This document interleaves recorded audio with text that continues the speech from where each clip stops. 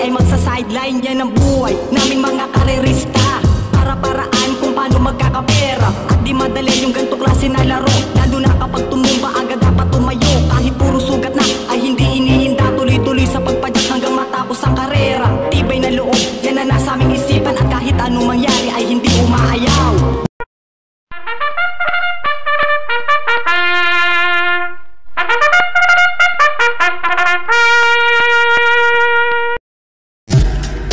Buhay karerista, he!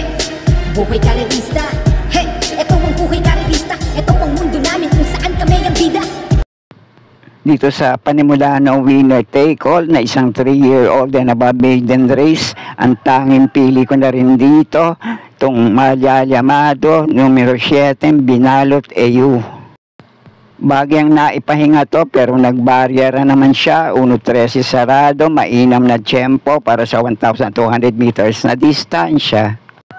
At nung huling takbo naman nito sa 1,400 meters na distansya, si Jackie M.A. Alvarez din naman na rumenda rito, na Llamado, pero na tersera lang kila Senyor Ibarra at Lilibel. At nagtala to ng 1.28.8 pero may best time din siya na 1.27.8 na dati niya rin naitala sa ganitong distansya. At pakiabangan nyo na lang kung kursunada nyo yung dalawang bagitong kalahok dito, numero 4 Frosty Raven at numero 3 na Sky Warrior. Kung hindi man ngayon, baka sa susunod na takbo magpakitang gilas to. Kaya muli, tanging pili ko rito, numero 7, Binalot EU. Iwas aberya lang sa laban. Pwede na rin tong iuna ni Jackie M.A. Alvarez. Tumapos ang karera, manalo na rin dito. At kung may iba pa rin naman kayong kinukursunadang kalahok dito, kayo na pong bahala di magsama para sa mga diskarte nyo. Okay po, thank you. Ito ang buhay karerista, he! Buhay karerista, he! Ito ang buhay karerista, ito ang mundo namin kung saan kami ang bida. Dito naman sa race na to, ang pampremera ko, itong naibalik na rin sa grupong tinatalo niya. Sana nga lang mailaban ngayon, numero 6 na Angel's Crown. At panigundo ko naman dito, itong tinalo na rin ni Angel's Crown sa mga dating laban nila, numero 3 na Heaven and Earth. Baka lang kasi hindi mapalaban ngayon at hindi magandang kondisyon itong numero 6 na Angel's Crown. At baka naman kinukursunada nyo yung ibang kalahok dito, bigyan ko kayo ng konting gabay para sa ilang kalahok dito. Itong numero 1 Beyond Smart, pwedeng mauna manalo ngayon.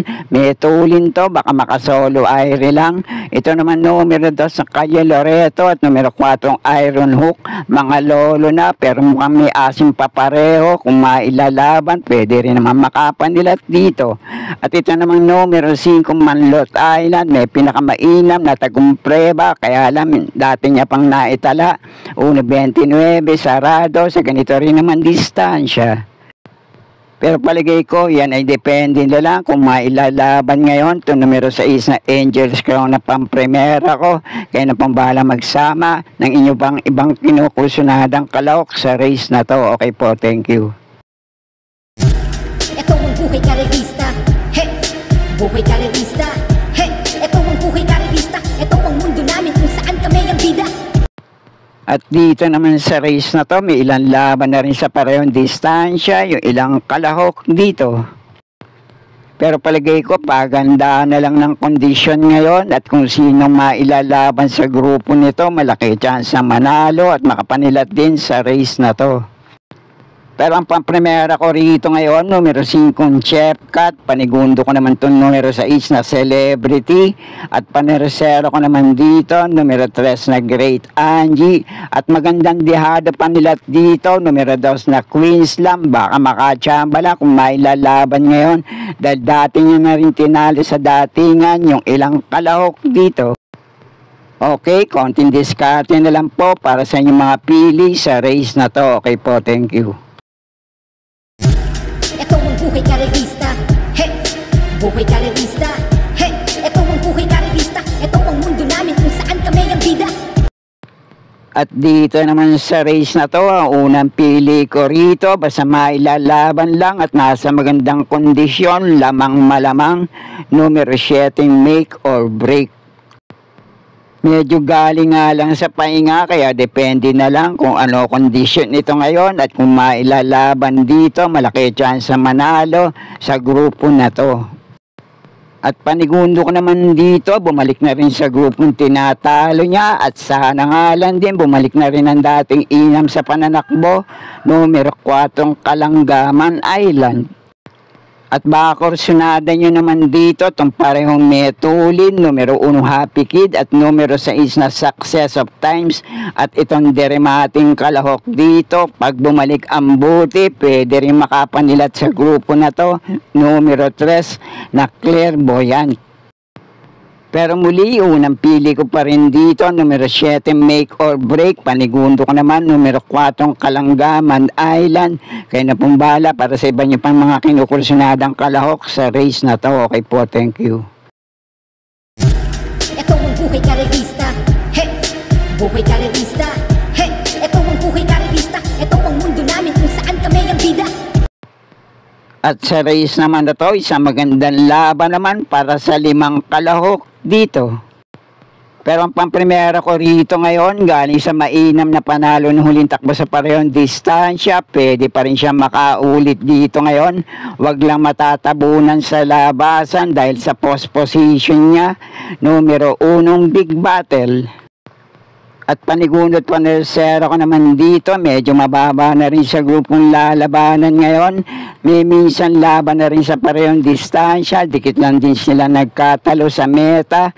Panigundo ko itong numero 8 Charm Campaign at panersera ko naman dito, numero 4 Dakota Elegance. At baka naman kinukursunada yung 2 Metuling kalahok dito. Kapag naglutsahan sa harapan, pwedeng tumukod lang. Numero 3 na Skydance na galing sa panalo at numero 2 na Artseb. Pero muli, unang pili ko pa rin sa race na to, numero 1 Big Battle. Panigundo ko naman itong numero 8 Charm Campaign at panersera ko rito, numero 4 Dakota Elegance. At kung may pa rin naman kayong kinukursunadang kalahok dito, kayo pong bahala din magsama para sa mga diskarte nyo. Okay po, thank you. Ito ang buhay karerista. Hey! Buhay karerista. Hey! Ito ang buhay karerista. Ito ang mundo namin kung saan kami ang bida. At dito naman sa race na to, isang magandang laban para sa lahat ng kalahok dito. Dejado Manuel Llamado, pwede kayong magsama ng mga pinagpipilian yung kursunadang kalahok sa race na to. At may ilang laban na rin sa parehong distansya, yung ilang kalahok dito at tinatalo din nilang isa't isa sa datingan. Pero ang pamprimera ko rito ngayon, numero 4 Stripe of Pink. Panigundo ko naman dito, medyo dehado, numero 5 Boss Lady. At panersero ko naman dito, numero 1 Megan Maxine. At sa race na to, basta kursunada nyo, Llamado man o dehado, pwede rin naman, kayo na pong bahala din magsama para sa mga diskarte nyo. Okay po, thank you. Ito ang buhay karerista. Hey! Buhay karerista. Hey! Ito ang buhay karerista. Ito ang mundo namin kung saan kami ang bida. At dito naman sa last race, paratingan to, maraming pwedeng mangyaring senaryo sa magiging bakbakan ng mga kalahok dito. Pero ang unang pili ko rito ngayon, medyo mababa na rin sa grupong lalabanan niya. May tagumpre ba rin naitala sa mga dating laban ito sa parehong distansya, numero 5 Batang Kankalu.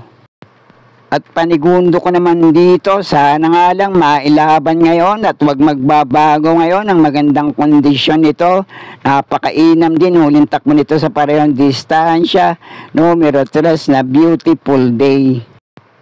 At doon naman sa ibang kalahok dito, dahil paratingan, kung kursunada nyo, sama nyo lang sa mga diskarte nyo, dahil may ilang mga tagumpreba na naitala sa mga dating laban nila, yung 7 kalahok dito. At yun ay depende na lang kung napalaban at kung sino ang nalabanan nila. Kaya muli, papremera ko pa rin dito itong numero 5 Batang Kankalu. Panigundo ko naman dito, numero 3 sa Beautiful Day. At kung may iba pa rin naman kayo kinukursunadang kalahok dito, kayo na pambala din magsama para sa mga diskarte nyo. At sana'y muling matapat sa tama ating mga pili at kursunada para sa araw ng Sabado. Good luck po sa inyo lahat. Happy racing at maraming salamat po. Subscribe, like and share, Pinoy Carrera Sports at iba pa. And please click the notification bell icon for new video updates. Thank you. Maraming salamat mga kaibigan at mga suporta na lagi nandyan.